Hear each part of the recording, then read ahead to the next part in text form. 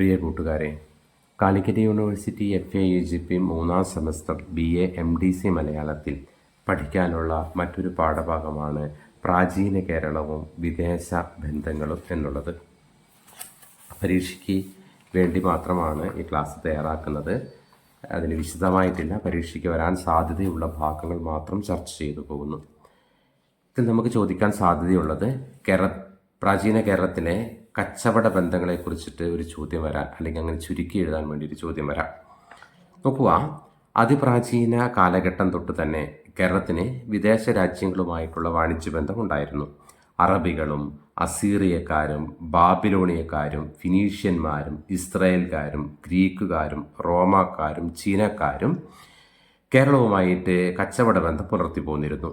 സുഗന്ധദ്രവ്യങ്ങളായിരുന്നു ഏറ്റവും കൂടുതൽ വ്യാപാരം നടത്തിയിരുന്നത്. കേരളത്തിൻ്റെ സുഗന്ധദ്രവ്യങ്ങളുടെ കീർത്തിയാണ് വിദേശികളെയും വൈദേശിക സംസ്കാരങ്ങളെയും കേരളത്തിലേക്ക് ആകർഷിച്ചത്.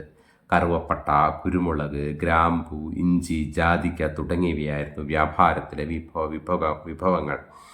സുഗന്ധവസ്തുക്കൾ നിർമ്മിക്കാൻ മാത്രമായിരുന്നില്ല, രാജാക്കന്മാരുടെയും പ്രഭുക്കന്മാരുടെയും മൃതശരീരങ്ങൾ കേടുകൂടാതെ സൂക്ഷിക്കുവാനും കേരളീയ സുഗന്ധവ്യഞ്ജനങ്ങൾ ഉപയോഗിച്ചിരുന്നു.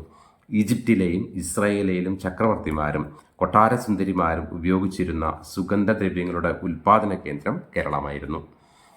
അറബികളും ഫിനീഷ്യക്കാരുമാണ് സുഗന്ധദ്രവ്യ വാണിജ്യത്തിൽ ആദ്യമായി പ്രവേശിച്ചവർ.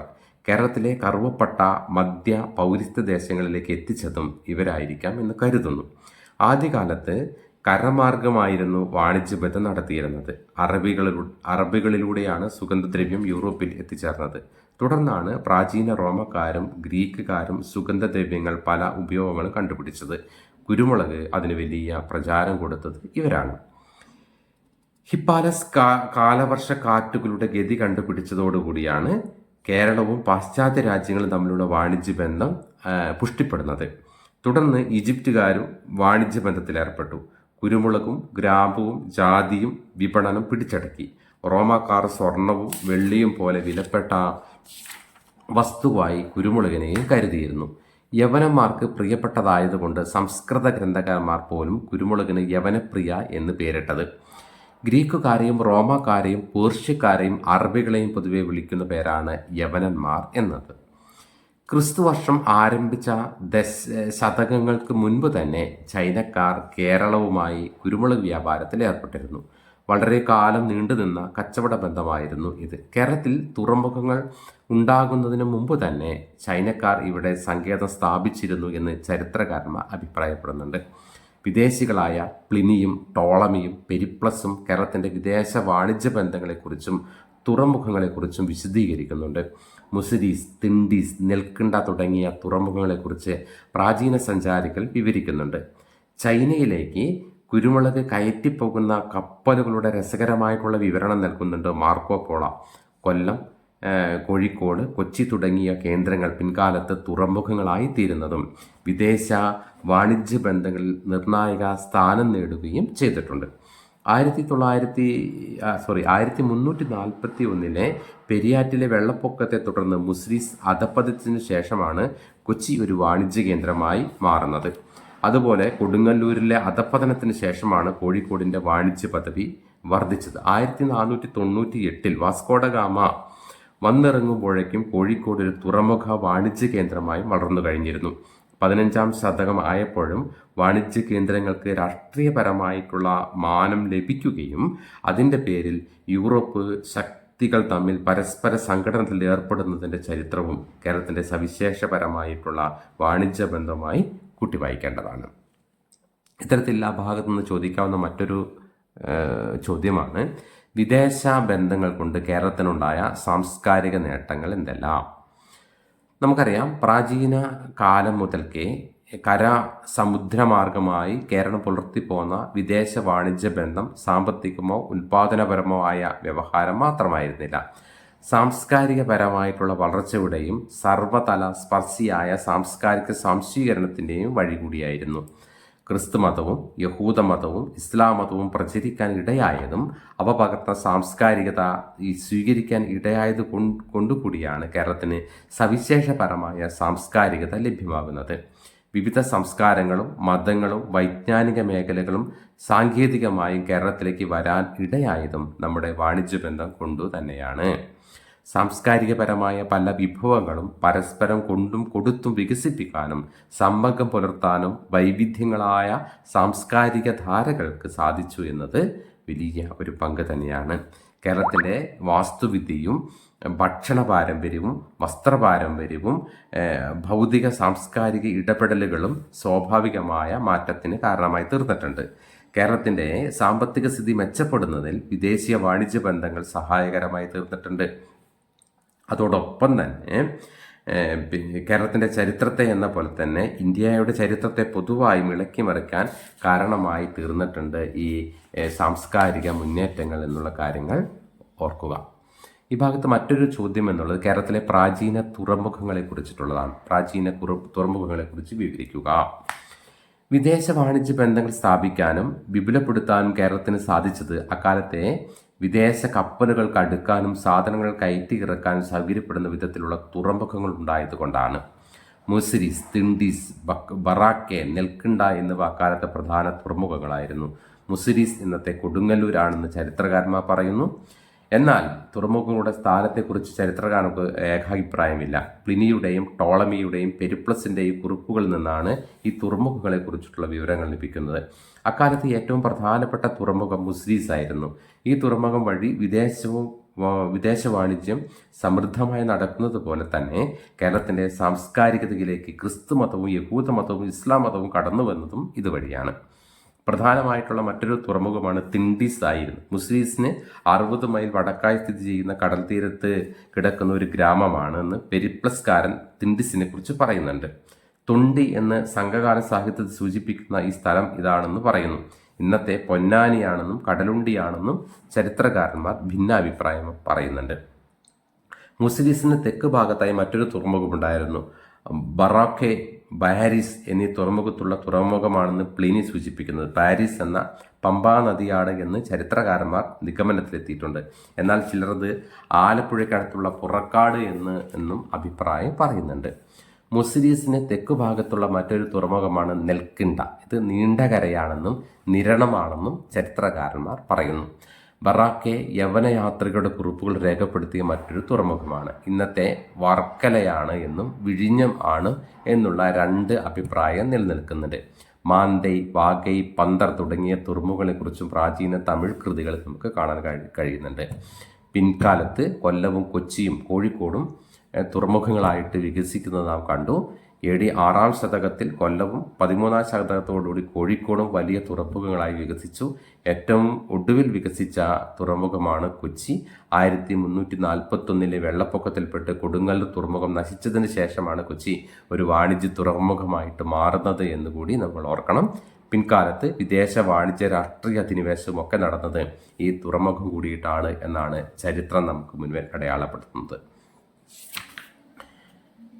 പിന്നീട് ചോദിക്കാനുള്ള ഒരു ചോദ്യം എന്നുള്ളത് കേരളത്തിൻ്റെ വാണിജ്യ ചരിത്രം അതിൻ്റെ രാഷ്ട്രീയ ചരിത്രം കൂടിയാണ് വിവരിക്കുക എന്നുള്ള തരത്തിലാണ്. നമുക്കത് വ്യക്തമായിട്ട് ഈ പാഠ്യഭാഗത്ത് പറയുന്നുണ്ട്. കേരളത്തിൻ്റെ വാണിജ്യ ചരിത്രം അതിൻ്റെ രാഷ്ട്രീയ ചരിത്രവുമായി വലിയ ബന്ധമുണ്ട്. ഇന്ത്യയുടെ തെക്ക് പടിഞ്ഞാറൻ തീരത്തിലുള്ള സംസ്ഥാനത്തിൻ്റെ തന്ത്രപ്രധാനമായ സ്ഥാനം നൂറ്റാണ്ടുകളായി അതിൻ്റെ വ്യാപാരത്തിൻ്റെയും വാണിജ്യത്തിൻ്റെയും കേന്ദ്രത്തിലേക്ക് മാറ്റുന്നുണ്ട്.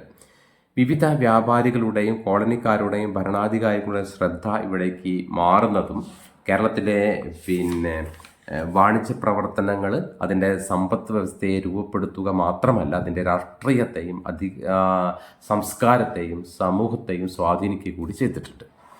ആദ്യകാല വ്യാപാരവും രാഷ്ട്രീയവും എങ്ങനെയായിരുന്നു? കേരളത്തിൻ്റെ ആദ്യകാല വ്യാപാര ചരിത്രം പുരാതന കാലം മുതലുള്ളതാണ്.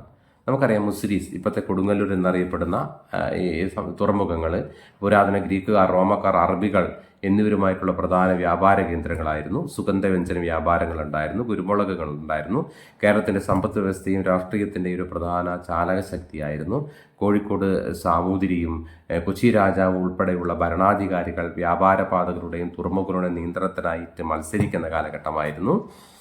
ഇത് പലപ്പോഴും സംഘർഷങ്ങളിലേക്കും അധികാര പോരാട്ടങ്ങൾക്കും കാരണമായി. ആദ്യകാലത്ത് ഇവിടെ വന്നു ചേർന്ന വിദേശികൾ രാഷ്ട്രീയ കാര്യങ്ങളിൽ ഇടപെട്ടിരുന്നില്ല എന്നത് ശ്രദ്ധേയമാണ്. പിന്നീട് യൂറോപ്യൻ കോളനിവൽക്കരണം നടക്കുന്നുണ്ട്, യൂറോപ്യൻ വ്യാപാരങ്ങൾ നടക്കുന്നുണ്ട്. പോർച്ചുഗീസുകാരും ഡച്ചുകാരും ബ്രിട്ടീഷുകാരും എന്നിവരുൾപ്പെടെ യൂറോപ്യൻ കോളനിക്കാരുടെ വരവ് കേരളത്തിൻ്റെ വാണിജ്യ രാഷ്ട്രീയ ചരിത്രത്തിൽ പ്രധാന പങ്ക് വഹിക്കുന്നുണ്ട്. യൂറോപ്യൻ ശക്തികൾ പ്രാദേശിക ഭരണാധികാരികളുമായിട്ടുള്ള വ്യാപാര ബന്ധം സ്ഥാപിക്കുകയും ഒടുവിൽ ഈ പ്രദേശം കോളനിവൽക്കരിക്കുകയും ചെയ്തു എന്നുള്ളതാണ് ഒരു വസ്തുത. അവരുടെ സ്വന്തം ഭരണ സംവിധാനങ്ങൾ, സമ്പദ് വ്യവസ്ഥകൾ, സംസ്കാരം എന്നിവ അടിച്ചേൽപ്പിക്കുകയും 18-19 നൂറ്റാണ്ടുകളിൽ കേരളത്തിൻ്റെ വാണിജ്യ ചരിത്രം രൂപപ്പെടുത്തുന്നതിന് ബ്രിട്ടീഷ് ഈസ്റ്റ് ഇന്ത്യ കമ്പനിക്ക് പ്രധാന പങ്ക് വഹിക്കുന്നത് ചരിത്രത്തിൽ നമ്മൾ വായിച്ചിട്ടുണ്ട്. ഇത്തരത്തിൽ പിന്നീട് തദ്ദേശ ഭരണാധികാരികളിലും രാഷ്ട്രീയത്തിലും ഉണ്ടായൊരു സ്വാധീനത്തെക്കുറിച്ചിട്ടാണ് പറയുന്നത്. കേരളത്തിലെ വാണിജ്യ പ്രവർത്തനങ്ങൾക്ക് പ്രാദേശിക ഭരണാധികാരികളിലും രാഷ്ട്രീയത്തിലും കാര്യമായി സ്വാധീനം ചെലുത്താൻ കഴിഞ്ഞിട്ടുണ്ട്. എതിരാളികളെക്കാൾ നേട്ടം കൈവരിക്കുന്നതായിട്ട് ഭരണാധികാരികൾ പലപ്പോഴും യൂറോപ്യൻ ശക്തികളുമായിട്ട് സഖ്യങ്ങൾ രൂപപ്പെടുത്തുന്നത് നമ്മൾ കണ്ടിട്ടുണ്ട്. ഇത് പല സംഘർഷങ്ങളിലേക്ക് നയിക്കുകയുണ്ടായി. ബ്രിട്ടീഷുകാർ ഒടുവിൽ കേരളത്തിൻ്റെ പ്രബല ശക്തിയായി ഉയർന്നു വന്നത് അങ്ങനെ തന്നെയാണ്. അവരുടെ വാണിജ്യ താല്പര്യങ്ങൾ സംസ്ഥാനത്തിൻ്റെ രാഷ്ട്രീയത്തെയും സമ്പദ് വ്യവസ്ഥയെയും രൂപപ്പെടുത്തുന്നതിലൊക്കെ പ്രധാന പങ്ക് പിന്നീട് വഹിക്കുന്നത് നമ്മൾ വായിച്ചറിഞ്ഞിട്ടുണ്ട്. സാമ്പത്തികവും സാമൂഹികപരമായിട്ടുള്ള സ്വാധീനം എങ്ങനെയായിരുന്നു എന്നുള്ളതാണ് അടുത്ത് നമുക്ക് കേരളത്തിൻ്റെ വാണിജ്യ ചരിത്രം അതിൻ്റെ രാഷ്ട്രീയ ചരിത്രം ആണല്ലോ പറഞ്ഞിട്ടുള്ളത്. സാമ്പത്തികവും സാമൂഹ്യപരമായിട്ടുള്ള സ്വാധീനം എങ്ങനെയായിരുന്നു എന്നുള്ളതാണ് പരിശോധിക്കാനുള്ളത്.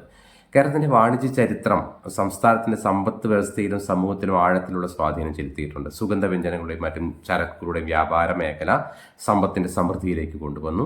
പക്ഷേ അവിടെ എന്ത് ചെയ്തു? ചൂഷണം നടക്കുന്നുണ്ട്, അസമത്വത്തിന് കാരണമായി തീരുന്നുണ്ട്. വിദേശ വിപണികളുടെ ആവശ്യത്താൽ സംസ്ഥാനത്തിൻ്റെ സമ്പദ് വ്യവസ്ഥ മറ്റൊരു തരത്തിലേക്ക് രൂപപ്പെട്ടു പോകുന്നുണ്ട്. ഇത് പലപ്പോഴും വിലയിലും ഉൽപ്പാദനത്തിലും ഏറ്റക്കുറച്ചിലുകൾക്ക് കാരണമായി തീരുന്നുണ്ട്. വിദേശ ശക്തികളുമായി സംസ്ഥാനത്തിൻ്റെ വ്യാപാര ബന്ധങ്ങൾ അതിൻ്റെ രാഷ്ട്രീയം, സമ്പദ് വ്യവസ്ഥ, സംസ്കാരം എന്നിവയെ മറ്റൊരു തരത്തിൽ രൂപപ്പെടുത്തുന്നുണ്ട്. വിദേശ വിപണികൾക്ക് ആവശ്യാനുസരിച്ച് കേരളത്തിലെ വാണിജ്യ പ്രവർത്തനങ്ങളിലേക്ക് വഴിമാറുന്ന രീതി നമ്മൾ കണ്ടു. ഇത് പലപ്പോഴും അധികാര പോരാട്ടങ്ങളിലേക്ക് നയിച്ചിട്ടുണ്ട്. കേരളത്തിൻ്റെ വാണിജ്യ ചരിത്രം പരിശോധിച്ചാൽ നാടിൻ്റെ രാഷ്ട്രീയ ചരിത്രം അതിൻ്റെ സമ്പദ് വ്യവസ്ഥയുടെ സമൂഹത്തിൻ്റെയും സങ്കീർണതകളിലേക്ക് മനസ്സിലാക്കാൻ നമുക്ക് കഴിയും എന്നുള്ളതാണ്. പിന്നീട് ഈ ഭാഗത്ത് നിന്ന് നമുക്ക് വരാനുള്ളത് കേരളം ഗ്രീക്കുകാരും റോമക്കാരും നടത്തിയ വ്യാപാരത്തെക്കുറിച്ച് ചോദിക്കാൻ ഒരു സാധ്യതയുണ്ട്. കേരളത്തിന് ചൈനയുമായിട്ടുള്ള വ്യാപാര ബന്ധം, അല്ലെങ്കിൽ മോഹൻജദാരോ ഹാരപ്പ നിവാസികളുമായിട്ട് കേരളീയർക്കുണ്ടായിരുന്ന ബന്ധത്തെക്കുറിച്ച് ചോദിക്കാം. കേരളത്തിലെ സുഗന്ധ വസ്തുക്കൾ വിദേശികൾക്ക് ലഭിച്ച സ്വീകാര്യത തെളിവായി നൽകുന്ന സൂചനകൾ എന്താണ്? അഞ്ചുവണ്ണത്തെക്കുറിച്ച് ചോദിക്കാം. എന്താണ് അഞ്ചുവണ്ണം, എന്താണ് മണിഗ്രാമം എന്ന് ചോദിക്കാം. അഞ്ചുവണ്ണം എന്ന് പറയുന്നത് കേരളത്തിലെ കച്ചവട സംഘമായിരുന്നു. അഞ്ചുവണ്ണം തരിസാപ്പള്ളി ശാസനത്തിലും ഭാസ്കര രവിവർമ്മയുടെ ചെപ്പേടിലും ഇതിനെക്കുറിച്ച് രേഖപ്പെടുത്തിയിട്ടുണ്ട്. ജോസഫ് പ്രഭാൻ എന്ന കച്ചവട പ്രമാണിക്ക് AD 1000 ആണ്ടിൽ ചുങ്കവും നികുതിയും പിരിക്കുന്നതിനും പല്ലക്കേറുന്നതിനും അടക്കം 72 അവകാശങ്ങളും 5 വണ്ണ സ്ഥാനവും അനുവദിച്ചു കൊടുക്കുന്നതിലാണ് ഈ ചെപ്പേടിലെ പരാമർശമാണ് അഞ്ചുവണ്ണം എന്ന് പറയുന്നത്. അതേപോലെ എന്താണ് മണിഗ്രാമം എന്ന് ചോദിക്കാം. പ്രാദേശിക കേരളത്തിലെ തദ്ദേശീയമായൊരു കച്ചവട സംഘമായിരുന്നു മണിഗ്രാമം. വണിക സംഘം എന്നാണ് ഇതിൻ്റെ അർത്ഥം. വിദേശ രാജ്യങ്ങളുമായി ഇവർക്ക് വ്യാപാരത്തിലേർപ്പെട്ടു. തരിസാപ്പള്ളി ശാസനത്തിലും വീരരാഘവ പട്ടയത്തിലും മണിഗ്രാമത്തെക്കുറിച്ചും അതിലെ പ്രാധാന്യത്തെക്കുറിച്ചും പരാമർശിക്കുന്നുണ്ട് എന്നുള്ളതാണ് ഈ ഭാഗത്തുനിന്ന് ചോദിക്കാനുള്ള ചോദ്യങ്ങൾ എന്നുള്ള. കേരളത്തിലെ പ്രാചീന തുറമുഖങ്ങളെക്കുറിച്ച് ചോദിക്കാം, അല്ലെങ്കിൽ കയറ്റുമതി അയക്കപ്പെട്ട സുഗന്ധദ്രവ്യങ്ങൾ ഏതെല്ലാം എന്ന് ചോദിക്കാം. ഇതൊക്കെ ഓർക്കുക. പിന്നെ അത് ഞാൻ നേരത്തെ ക്ലാസ്സിൽ പറഞ്ഞിട്ടുണ്ട്. നിങ്ങൾ നന്നായി പഠിക്കുക. ഓക്കെ.